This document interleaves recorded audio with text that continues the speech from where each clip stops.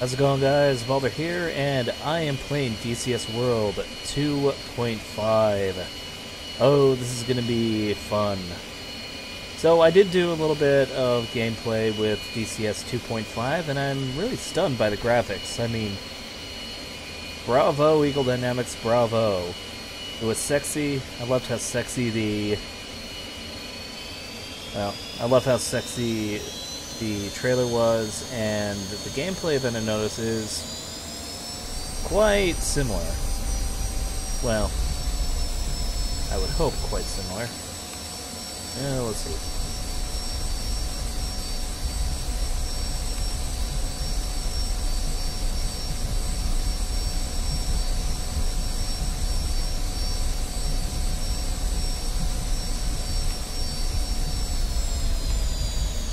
Okay, there we go.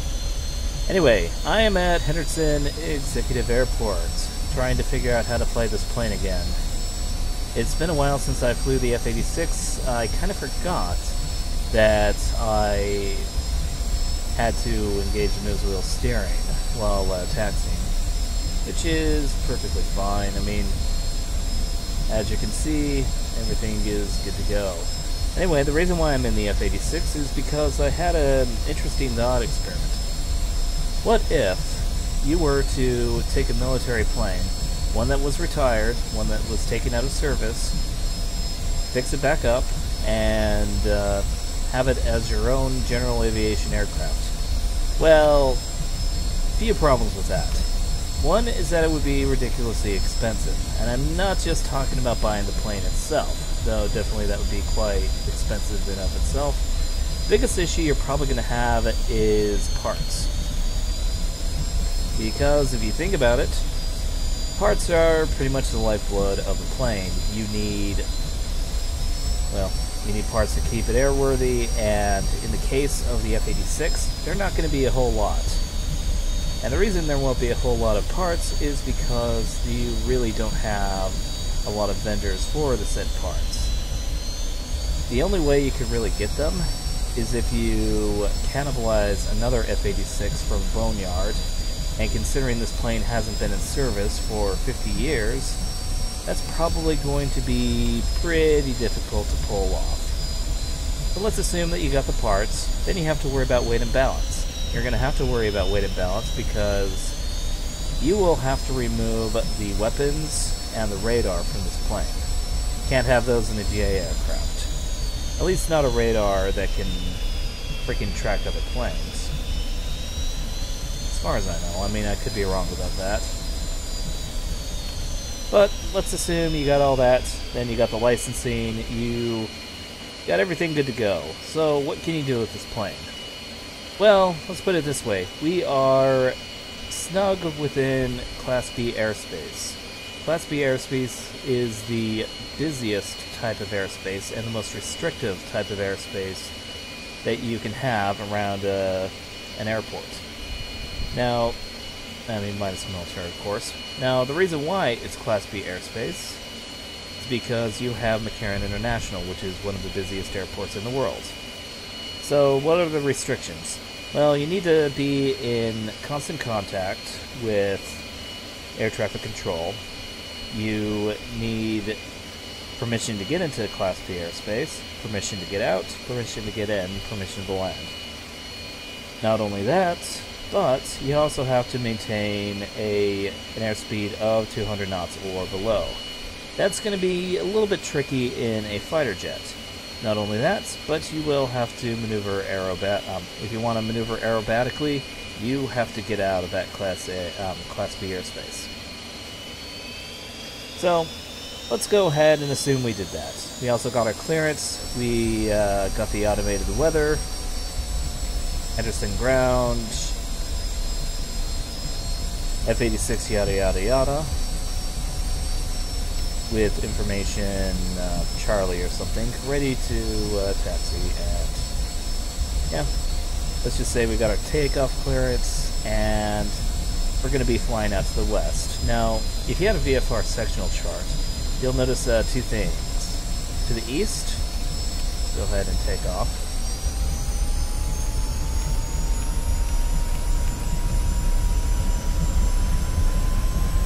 So to the east, you don't want to fly over there because there's actually restricted airspace above the Grand Canyon, so you can't do that. Your best bet is to head east, but make sure that or west. Make sure it's not southwest, but just west in general. Alright, so this thing takes off pretty easily. Get the gear up. Now, already, I have to lower the throttle, or pull back on the throttle, to maintain that Class B airspace. I also probably want to start my turn. Now, if this were a real Class B airspace, they would give you directions on where to turn, and this is probably how they would make you fly out of the airspace, because to the north of us is McCarran, so they will most likely want us to get out of the way of any type of approaching aircraft. So around here is good. Now, here's the thing about Class B airspace.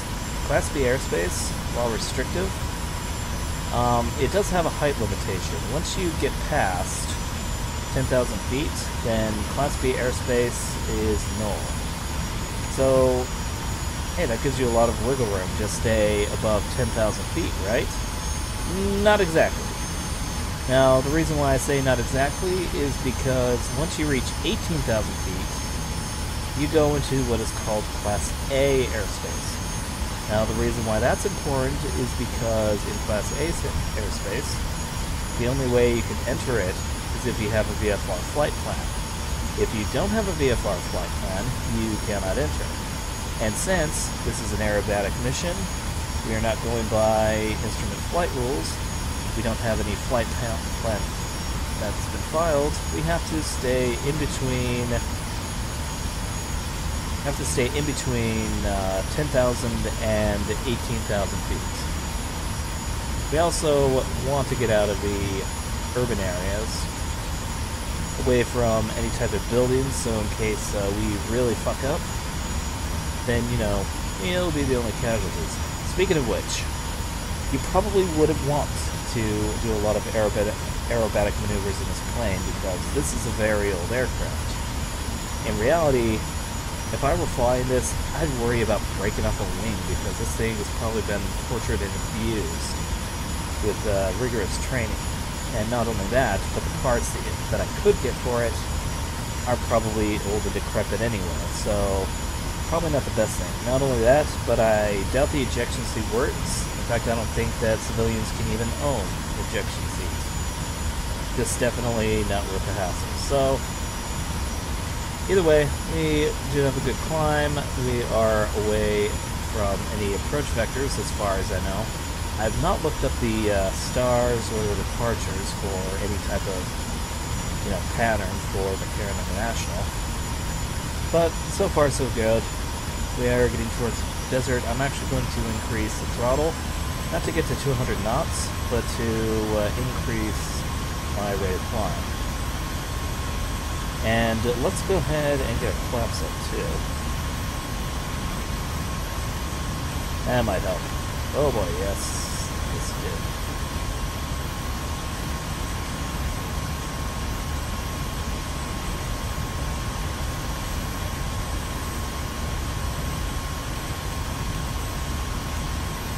Alright, I'm going to be honest with you, I totally forgot that I had flaps partially down.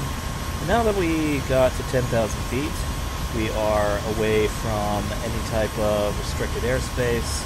We are out of Class B airspace, and we are away from any type of buildings, any type of persons or property.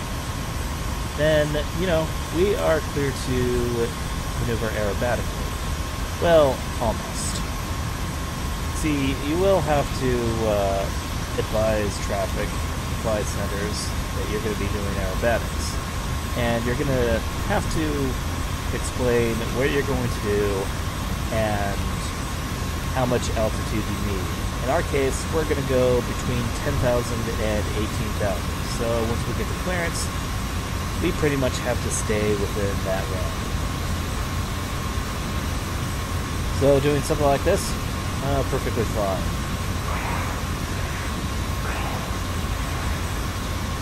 And I do have to admit, I love the fact that they did really improve the NTTR since the last time I reviewed it. I remember I got gave it a very harsh review, gave it a mediocre score, and the reason I did that is because there were not a lot of airports. Now granted, they didn't model every single airport, but they definitely modeled a lot more airports. So instead of just 4, we now have about, I haven't counted, so my bad.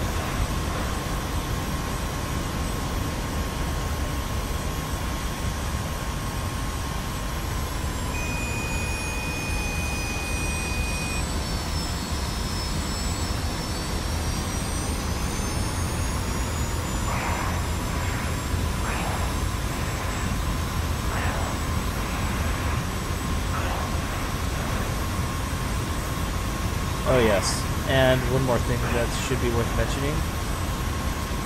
It will probably be a lot hotter in the desert than what the simulator is telling you.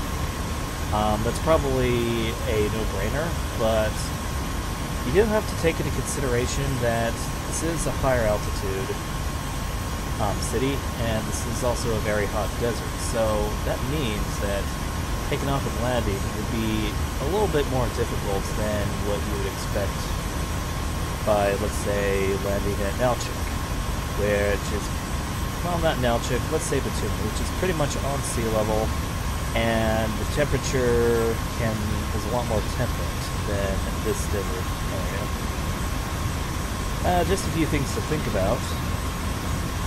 The only other thing to think about is making sure that you don't get lost, or breaking any type of, rule or whatnot. Definitely don't cross the sound barrier. But needless to say,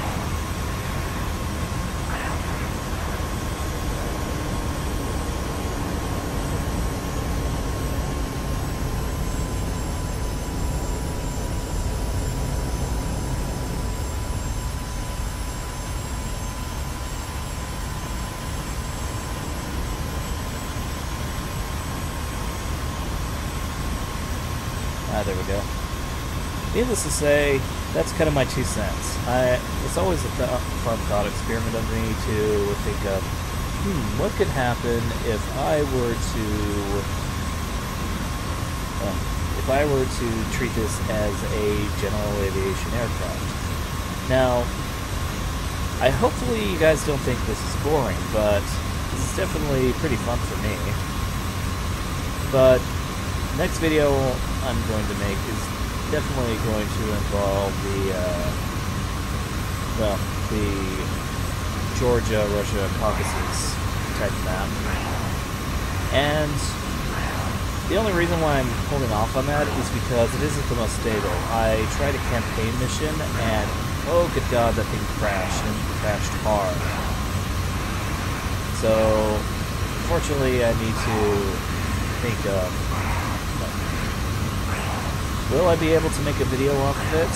And do I have to change any settings? Will it record properly? Because as it stands right now, the frame rate is very smooth, but I don't have any type of